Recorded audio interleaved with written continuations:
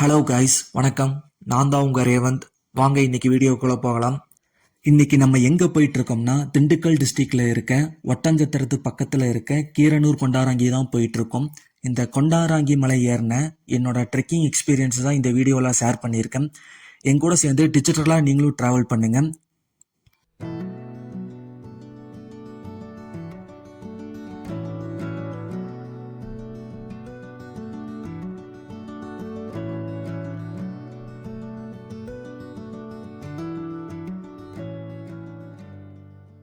நான் இந்த ரைடை திருப்பூர்ல இருந்து இயர்லி மார்னிங்கே ஸ்டார்ட் பண்ணிட்டேன்.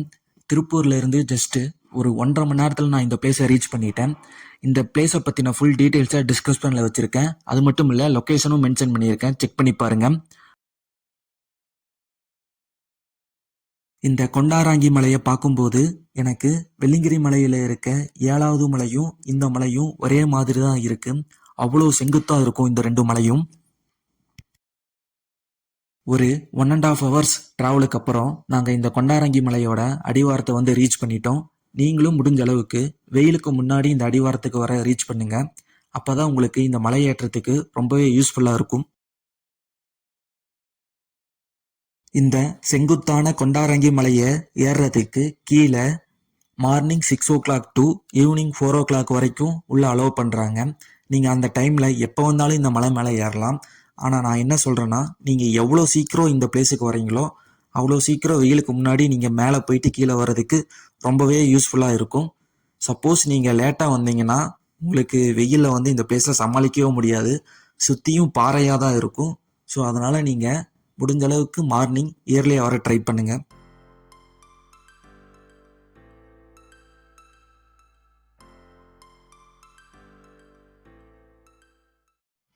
பொதுவாகவே நீங்கள் இந்த மாதிரி மலை ஏறும்போதோ இல்லை ட்ரெக்கிங் போகும்போதோ அதிக வெயிட்டை நீங்கள் கேரி பண்ணிட்டு போகாதீங்க.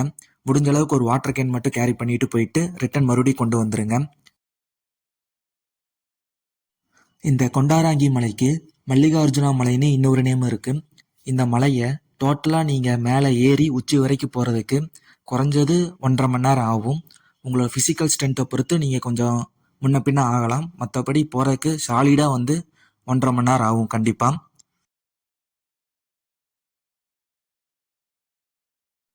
இந்த மலையில் இருக்க படிக்கட்டு எல்லாம் எப்படி இருக்குன்னு பார்த்தீங்கன்னா, இங்கே இருக்க பாறைகளே வச்சு வெட்டி செதுக்கி இருப்பாங்க. ரொம்ப கஷ்டப்பட்டு தான் இந்த இது பண்ணியிருப்பாங்க. இந்த மலையில் போக போக உங்களுக்கு படிக்கட்டுக்கு பக்கத்தில் சில கம்பிகளை வச்சுருப்பாங்க. அந்த கம்பிகள்லாம் இல்லைன்னா இந்த மலையை நம்மளால் ஏற வாய்ப்பே இல்லை. கொஞ்சம் ஸ்லிப் ஆனாலும் நம்மளுக்கு பேலன்ஸ் பண்ணுறது அந்த சைடில் இருக்க கம்பி மட்டும்தான்.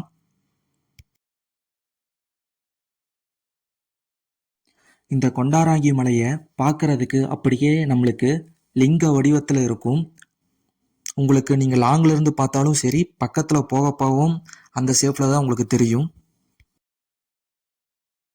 கீழே அடிவாரத்திலிருந்து ஒரு 1/2 hour ட்ரெக்கிங் பண்ணி கொண்டாராங்கி மலையோட சென்டர் பாயிண்டில் வந்து நின்னோம். இங்கிருந்து வியூவை பார்க்குறதுக்கே அவ்வளோ பிரம்மாண்டமாக இருந்துச்சு. ஒரு பக்கம் உங்களை காற்று நல்லா தள்ளுன்னு தள்ளிட்டு இருக்கும். இன்னொரு பக்கம் அப்படியே ஆப்போசிட்டில் பார்த்தீங்கன்னா உங்களுக்கு வியூ அவ்வளோ அழகாக இருக்கும். சுற்றி இங்கிருந்து பார்த்தா ஆல்மோஸ்ட் எல்லா மலைகளும் தெரியும். இன்னொரு விஷயம் ஒன்று சொன்னாங்க கூட வந்தவங்க, இந்த கொண்டாராங்கி மலையை சுற்றி கிட்டத்தட்ட 7-8 மலைகள் இருக்குது. அதுலேயும் இந்த மாதிரி ட்ரெக்கிங் போகிற மாதிரி வழியெல்லாம் இருக்குன்னு சொல்லியிருந்தாங்க. முடிஞ்சால் அதையும் நாங்கள் நெக்ஸ்ட் டைம் அந்த வீடியோவை கவர் பண்ணுறோம்.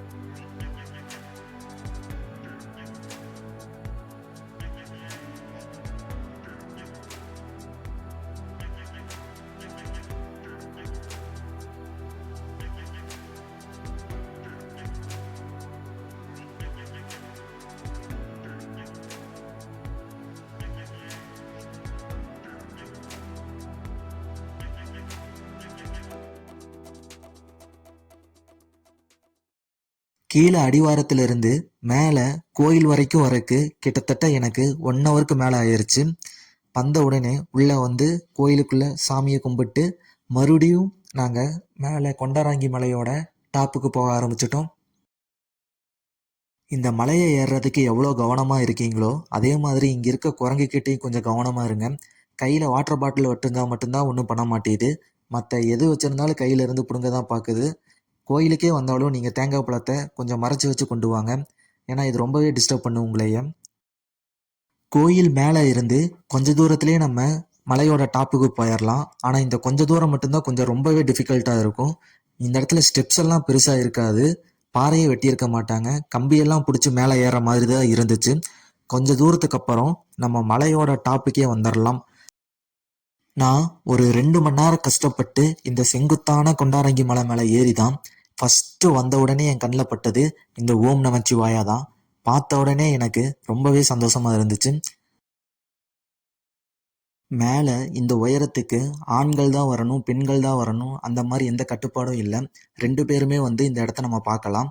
ஸோ நீங்கள் யார் வேணாலும் இந்த கொண்டாரங்கி மலை மேலே ஏறி இங்கே இருக்க சிவனை தரிசனம் பண்ணலாம்.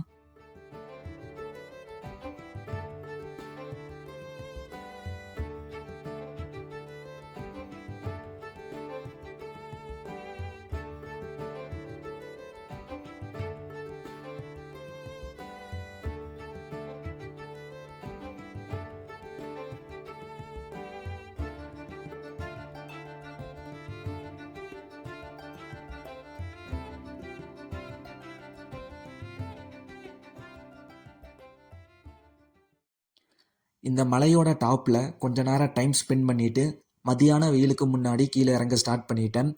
ஏறும்போது இருந்த சிரமத்தை விட இறங்கும்போது கொஞ்சம் கம்மியாக தான் இருக்கும். ஸோ சேஃபாக போயிட்டு சேஃபாக கீழே வந்துருங்க. இந்த கொண்டாரங்கி மலை வீடியோ உங்களுக்கு கண்டிப்பாக பிடிச்சிருக்கும். பிடிச்சிருந்தா மறக்காமல் ஒரு லைக் அண்ட் ஷேர் பண்ணி எனக்கு கொஞ்சம் சப்போர்ட் பண்ணுங்கள். இதோட இந்த வீடியோவை நான் எண்ட் பண்ணிக்கிறேன். தேங்க்ஸ் ஃபார் வாட்சிங் கைஸ். Keep support.